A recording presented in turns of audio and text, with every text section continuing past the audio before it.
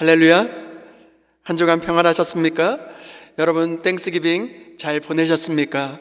옆에 좌우의 분들에게 이렇게 인사했으면 좋겠습니다. 감사의 여정을 지나 임마누엘 은혜로 함께 걸어갑시다.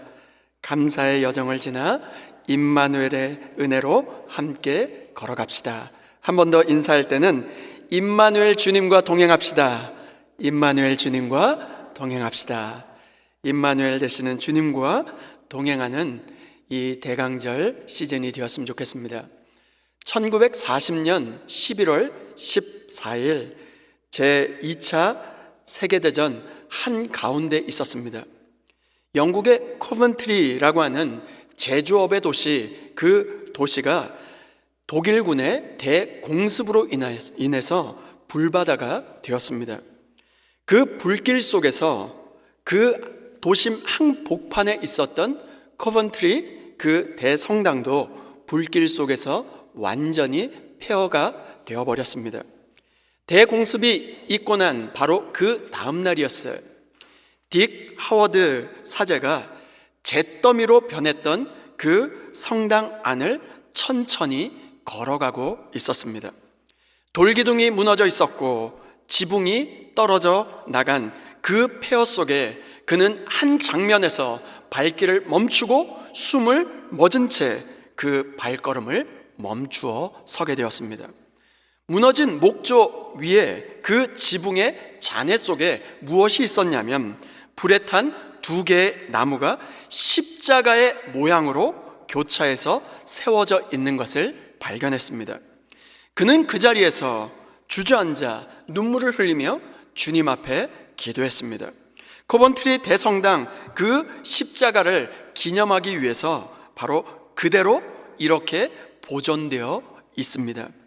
건물은 무너져 있지만 주님의 십자가는 바로 여기에 서 있습니다. 주님은 바로 이 자리에 함께 계십니다. 전쟁의 폭격이 성당을 완전히 폐허로 만들어버렸지만 십자가를 무너뜨릴 수는 없었던 것입니다. 우리의 인생도 마찬가지가 아닐까요? 혹시 지금 여러분의 삶도 이 무너진 성당처럼 무너져 내리고 계십니까? 2025년 한 해를 지나오시면서 여러분 어떠셨습니까? 자녀의 문제로, 재정의 어려움으로, 그리고 갑작스러운 건강의 문제로, 마음을 계속하여 짓누르고 있는 그 문제로, 관계의 갈등으로, 미래에 대한 불확실함의 그 어려움 때문에 스트러글 하고 계십니까? 우리의 영혼 그 깊은 곳에서 바로 잿더미처럼 무너져 내린 영역은 있지 않습니까? 인생을 살아가다 보면 겉으로는 멀쩡해 보입니다. 겉으로는 아무 문제가 없어 보여요. 그런데 마음속에서는 폐허처럼 느껴지는 그 자리 말입니다. 그러나 오늘 기억하셨으면 좋겠습니다. 십자가는 무너져 내려 있는 그 현실 속에서도 꿋꿋이 서 있었고, 임마누엘 하나님이 우리와 함께 하신다는 그 약속은 그 어떤 폭격 속에서도, 그 어떤 폐허 속에서도 꺼트릴 수 없었고 무너뜨릴 수가 없었다는 사실입니다. 우리는 지나온 그 5주 동안 시편 103편을 따라 감사의 여정을 걸어왔습니다. 주님의 선하심, 주님의 은혜, 주님의 사랑, 주님의 영원, 주님의 통치를 기억하며 감사했습니다. 그리고 오늘 그 감사에서 기다림에서 임재로 이어지는 대강절, 예수님의 탄생을 대망하는 절기 앞에 서 있습니다. 앞으로 4주간 우리는 임마누엘, 우리와 함께 하시는 예수 그리스도, 그 예수 그리스도를 대망하면서 임마누엘 시리즈로 성탄을 준비하고자 합니다. 임마누엘, 약속으로 오신 예수님, 임마누엘, 두려움 속에 오신 예수님, 임마누엘, 광야 속에 오신 예수님, 임마누엘, 지금 우리 가운데 계시는 예수님. 오늘은 그 첫 번째 시간으로 임마누엘, 약속으로 오신 예수님 말씀을 살펴보고자 합니다. 대강절 이 아침에 우리가 던져야 할 가장 중요한 질문 하나는 바로 이것입니다. 약속으로 오신 예수님을 우리는 어떻게 소망하며 기다려야 하는가입니다. 이 질문에 대한 대답을 오늘 말씀을 통해서 함께 찾아가고자 합니다. 그 첫 번째 교훈은 이것입니다. 하나님은 약속을 반드시 이루신다는 것입니다. 이사야서 7장 14절 말씀, 우리 다 같이 한 목소리로 읽겠습니다. 시작. 그러므로 주께서 친히 징조를 너희에게 주실 것이라. 보라, 처녀가 잉태하여 아들을 낳을 것이요 그의 이름을 임마누엘이라 하리라. 아멘.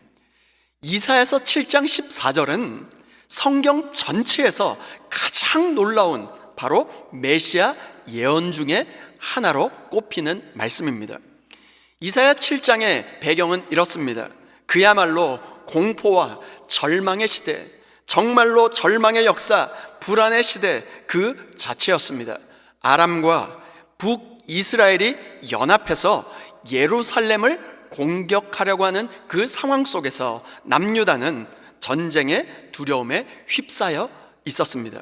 성경 그 상황을 이렇게 정확하게 묘사하고 있습니다. 이사야서 7장 2절 말씀입니다. 어떤 사람이 다윗의 집에 알려 이르되 아람이 에브라임과 동맹하였다 하였으므로 왕의 마음과 그의 마음에 백성의 마음이 숲이 바람에 흔들림같이 흔들렸더라. 왕도 흔들려요. 지금 백성도 흔들려요. 나라, 국가 전체가 흔들리고 바로 신앙마저도 마구 흔들리고 있었던 상황이었습니다. 그런데 더 큰 문제가 무엇이었을까요? 이사야서 7장 9절 말씀입니다. 에브라임의 머리는 사마리아요 사마리아의 머리는 르말리아의 아들이니라. 여기가 중요합니다. 만일 너희가 굳게 믿지 아니하면 너희는 굳게 서지 못하리라 하시니라. 이사야서 7장 9절 하반절은 이렇게 얘기합니다. 아하스에게 주신 명령이자 지금 테스트, 시험이었어요. 어떤 시험이었을까요?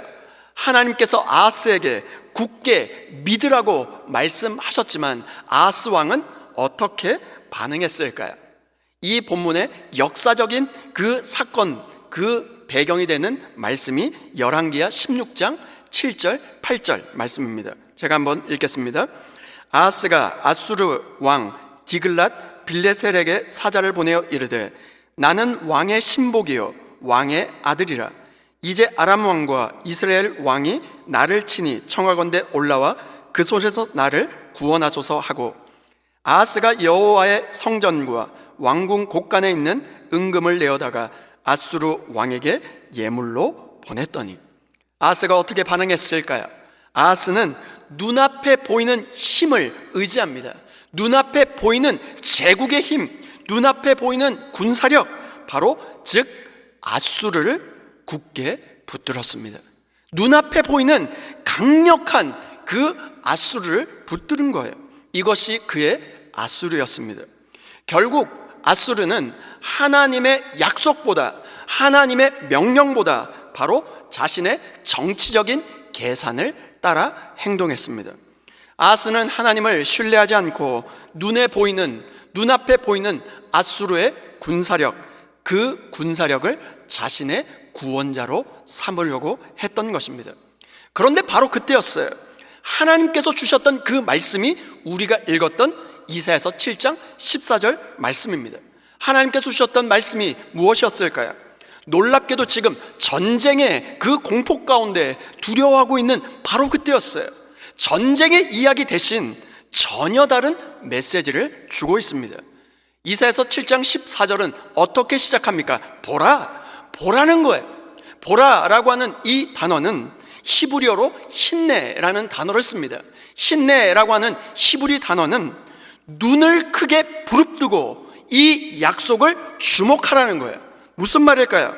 현실에 눈에 빠지지 말고, 보이는 현실을 보지 말고 내가 주고 있는 이 약속을 굳게 붙들고 바라보라는 것입니다.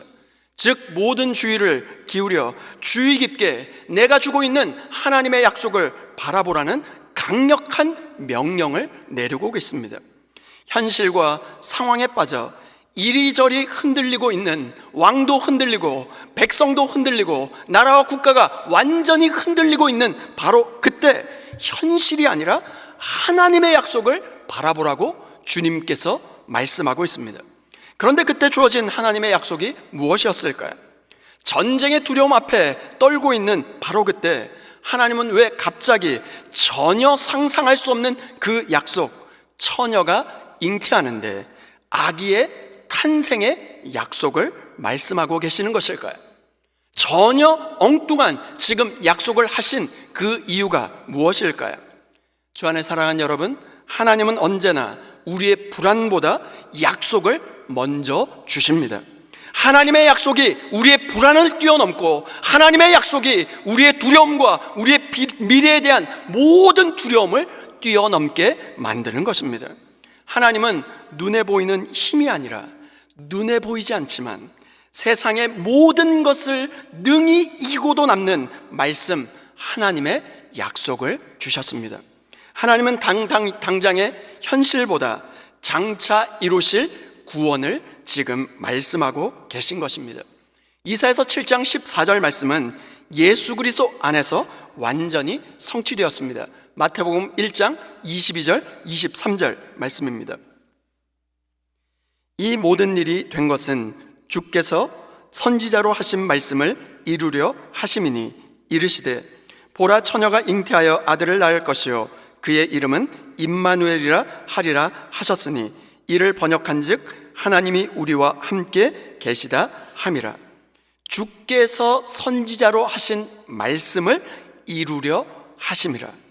마태복음 1장 22절과 23절은 이사야서 7장 14절 예언이 예수님 안에서 이루어졌다라고 지금 선포하고 있습니다. 성경은 철저히 하나님의 약속이 성취되는 구조로 이어져 있습니다. 미가서 5장 2절 말씀을 한번 보시겠어요? 베들레헴 에브라다야 너는 유다 족속 중에 작을지라도 이스라엘을 다스릴 자가 내게서 내게로 나올 것이라. 그의 근본은 상고에 영원에 있느니라. 베들레헴에서 다스릴 자가 탄생한다는 거예요. 그렇게 약속하시죠. 갈라디아서 4장 4절 말씀은 이렇게 말씀하고 있습니다. 때가 참에 하나님이 그 아들을 보내사 여자에게서 나게 하시고 율법 아래에 나게 하신 것은, 때가 참에 하나님이 그 아들을 보내사 여자에게 나게 하셨다는 거예요. 이 모든 약속이 어디로 지금 집중되고 있을까요? 임마누엘 예수 그리스도 한 분에게 지금 모두 다 초점을 맞춰서 집중되고 있는 것입니다. 주 안에 사랑하는 여러분, 이사야서 7장 14절 말씀은 오늘 우리에게 이렇게 질문합니다. 불안이 찾아올 때, 두려움이 엄습해 올 때 오늘 우리는 무엇을 붙들고 계십니까? 오늘 우리의 삶에 지금 아스 왕이 붙들었던 그 아수르는 무엇입니까? 사람입니까? 두려움이 찾아올 때 은행 잔고를 찾아보고 계십니까? 지식과 정보를 찾고 계십니까? 내 능력이 얼마나 되는지, 이것을 뛰어넘을 수 있는지 그 내 능력을 찾아보고 계십니까? 이 모든 것들은 우리의 삶에 하나님보다 먼저 붙드는 바로 내 삶의 아수르가 되는 것입니다. 문제가 발생했을 때, 인생의 문제를 직면했을 때 제일 먼저 내 삶에 떠오르는 그것이 바로 내 삶의 아수르가 되는 것입니다. 오늘 말씀을 준비하면서 하나님은 약속을 반드시 이루신다라는 이 말씀이 머리로가 아니라 내 삶에 실제로 그 경험된 순간이 언제였는가 되짚어보며 여러 지점들이 있었지만 가장 강력하게 선명하게 내 삶에 드러났던 순간이 언제인가를 떠올려 보았습니다. 대학을 졸업했을 때였어요. 20대의 나이로 미국 미시간으로 신학교 유학을 처음 떠나오면서 교육전도사로 섬기고 있었던 바로 그 시절이었습니다. 처음 접했던 유학생활, 낯선 환경, 토플만 준비해서 그 미국에 왔지 영어로 수업을 제대로 따라가기 참으로 버거웠던 바로 그 시절. 미래에 대한 불안이 있었습니다. 정말로 믿음을 가지고 주님을 붙들고 이 땅에 왔지만 현실은 녹록지 않았던 그 시절, 저는 매일매일 흔들렸던 것 같습니다. 그러던 어느 날이었어요. 모교회 담임 목사님께서 안식년으로 미국에 오셨다가 미시시피 잭슨에서 미시건 그랜드 래피드까지 직접 차를 몰고 오셔서 저에게 뜻밖의 권면을 하시는 게 아니었습니까? 한국에 돌아와서 MDB 과정을 다 마치고 그 이후에 다시 유학을 나오라는 것이었습니다. 제 계획에는 아무것도 보이지 않았던, 전혀 없었던 길이었습니다. 교육전도사로 섬기고 있었던 그 교회에서 영주권 수속 진행 중이었기 때문에 더더욱 그랬습니다. 그러나 일주일 동안 하나님 앞에 정말로 무릎 꿇어 기도하는 중에 하나님께서 제 마음속에 한국교회에 대한 왜곡된 생각들을 깨우쳐 주셨고 분명한 하나의 메시지를 주셨습니다. 내가 너와 함께한 이 약속을 반드시 이룰 것이다. 그 약속을 붙들고 짐을 챙겨서 영주권도 포기하고 한국으로 돌아오게 되었습니다. 하지만 문제는 한국 신학교는 그냥 미국 신학교와 다르게 추천서와 그냥 원서를 내면 그 입학하는 게 아니라 입학 시험을 치러야 했다는 사실입니다. 시험을 통과해야만 입학할 수 있다는 사실을 알게 되었습니다. 정말 하나님이 이 길을 여실까? 두려움과 불안 속에서 기도하는 가운데 하나님은 그 약속을 하나씩 이루어 주셨습니다. 시험을 통과하게 되었고 신학대학원에 입학하게 되었고 그리고 졸업반 때 지금의 아내를 만나 결혼을 하는 은혜를 누리게 하셨습니다.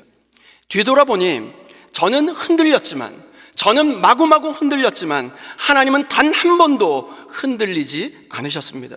주 안에 사랑하는 여러분, 우리의 현실은 흔들릴 수 있지만 하나님의 약속은 절대 흔들리지 않습니다. 하나님의 약속은 반드시 이루신다는 것을 믿으시고 주님의 약속 위에 굳건히 설 수 있는 저와 여러분 모두가 될 수 있기를 주님의 이름으로 축원드립니다. 두 번째, 하나님은 지금도 우리와 함께 하신다는 것입니다. 마태복음 1장 23절 말씀입니다. 보라, 처녀가 잉태하여 아들을 낳을 것이요 그의 이름은 임마누엘이라 하리라 하셨으니 이를 번역한즉 하나님이 우리와 함께 계시다 함이라. 이사야서 7장 14절이 정확하게 마태복음 1장 23절에서 성취되고 있죠. 그의 이름을 임마누엘이라 하리라. 번역한즉 하나님이 우리와 함께 계시다. 그런 뜻이라고 말씀하고 있어요. 이사야서 7장 14절 두 번째 핵심은 하나님이 우리와 함께 하신다는 것입니다. 여러분, 하나님이 우리와 함께 하신다는 그 임마누엘의 개념이 말씀 가운데 얼마나 많이 등장하고 있는지 모릅니다. 요한복음 1장 14절에는 이렇게 기록되어 있습니다. 말씀이 육신이 되어 우리 가운데 거하심에 우리가 그의 영광을 보니 아버지의 독생자의 영광이요 은혜와 진리가 충만하더라. 여러분, 여기 거하심에라고 하는 이 단어는 헬라어 스케노라고 하는 단어를 쓰고 있는데, 스케노라고 하는 이 단어는 텐트를 치다, 장막을 치다, 함께 거하고 살다, 그런 뜻입니다. 하나님은 멀리서 구경만 하는 하나님이 아니라 바로 우리의 삶 가운데, 우리의 아픔과 고통과 눈물 가운데 우리의 삶으로 개입하셔서 바로 장막을 치시며 우리의 삶에 함께 하시는 하나님이 되신다는 것입니다. 예수님의 삶 자체가 바로 임마누엘이라고 할 수 있습니다. 제자들이 배에서 정말로 사경을 헤매며 바람을 거스리고 고난을 겪고 있을 바로 그때였어요. 예수님께서 그 물 위로 제자들을 향하여 걸어오십니다. 제자들이 무언가 다가오는 것을 바라보면서 유령이다 소리쳤을 때 예수님이 뭐라고 대답하셨을까요? 마태복음 14장 27절 말씀입니다. 다 같이 한 목소리로 읽겠습니다. 시작. 예수께서 즉시 이르시되 안심하라, 나니 두려워하지 말라. 안심하라, 나다, 나, 바로 나, 예수 그리스도, 바로 아버지 하나님께서 스스로 있는 자, 스스로 있는 분, 바로 나다. 나는 바로 그런 여호와 하나님이란다. 안심하라, 두려워하지 말라, 나다 하시면서 두려움 속에 거하고 있는 바로 제자들에게 다가오신 임마누엘 하나님이 되십니다. 또한 고난 속에 정말로 울고 있는 마리아에게 찾아오십니다. 마태복음, 요한복음 20장 11절과 15절, 16절 말씀입니다. 마리아는 무덤 밖에서 서서 울고 있더니 울면서 구부려 무덤 안을 들여다보니 예수께서 이르시되 여자여 어찌하여 울며 누구를 찾느냐 하시니 마리아는 그가 동산지기인 줄 알고 이르되 주여 당신이 옮겼거든 어디 두었는지 내게 이르소서 그리하면 내가 가져가리이다. 여기가 중요합니다. 예수께서 마리아야 하시거늘 마리아가 돌이켜 히브리 말로 라보니 하니 이는 선생님이라는 말이라. 예수님이 십자가에 달려 돌아가셨어요. 예수님이 죽음을 맞이하고 장사한 이후에 장지를 찾아갔던 마리아가 그 무덤에 그 돌문이 열린 것을 바라보면서 정말로 흐느껴 울고 있는 마리아 곁에 다가오셨어요. 부활하신 예수님께서 뭐라고 얘기하십니까? 마리아야, 정확하게 이름을 불러주지 않습니까? 주님께서는 바로 고난과 아픔과 눈물 가운데 있는 우리의 삶의 자리로 찾아오셔서 우리의 이름을 불러주신다는 것입니다. 광야 같은 인생길을 걸어가고 있는 우리들에게 어떤 약속의 메시지를 주실까요? 요한복음 14장 18절 말씀입니다. 내가 너희를 고아와 같이 버려두지 아니하고 너희에게로 오리라. 이 약속은 바로 예수님께서 십자가에 달려 돌아가시고 부활 승천하신 이후에 약속된 성령으로 임재하시는 그 약속의 말씀을 주고 계시죠. 이 약속은 성령의 임재로 이루어졌습니다. 그래서 사도 바울은 이렇게 선언합니다. 고린도전서 3장 16절 말씀입니다. 우리 한 목소리로 읽겠습니다. 시작. 너희는 너희가 하나님의 성전인 것과 하나님의 성령이 너희 안에 계시는 것을 알지 못하느냐. 임마누엘은 하나님이 우리와 함께 하신다라고 하는 그 사실을 뛰어넘어서 하나님이 우리 안에 계신다는 사실로 더 깊어지고 있습니다.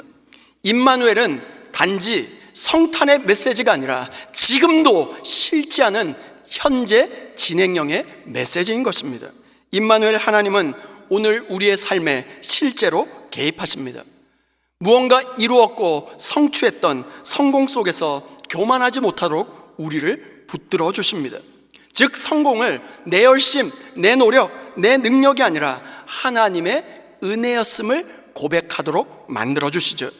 또한 실패 속에서 좌절과 낭망 속에서 넘어지지 않도록 붙들어 주십니다. 인생의 문이 닫혀 고민하고 정말로 안타까워하고 계신 분이 있습니까? 문이 닫혔을 때 주님은 우리의 닫힌 문 앞에서 인생의 새 문, 새 길을 열어주시는 주님이십니다. 임마누엘 하나님은 오늘 지금 이 자리에 함께 거하고 계십니다. 아멘이십니까? 하나님은 지금도 우리와 함께하고 계십니다. 성공하셨을 때 하나님이 이 모든 것을 이루셨습니다. 고백하고 계십니까? 실패하였을 때 하나님, 여기도 하나님이 함께 계십니다. 믿고 고백하고 계십니까? 지금 이 자리에 함께 하시는 임마누엘 하나님을 누리고 경험하며 구주 예수 성탄을 소망하며 대망하며 기다릴 수 있는 저와 여러분 모두가 될 수 있기를 주님의 이름으로 축원드립니다. 다 함께 따라해 보실까요? 하나님은 약속을 반드시 이루신다. 하나님은 지금도 우리와 함께 하신다. 아멘이십니까? 이번 한 주 살아가면서 어려운 순간순간을 맞이할 때마다 그 자리에서 나의 앗수를 붙들려고 눈앞에 보이는 것을 붙들려 하지 마시고 잠시 눈을 감고 이렇게 고백해 보시길 바랍니다. 지금도 하나님은 나와 함께 계신다. 이 상황 속에서도 하나님은 반드시 약속을 이루신다.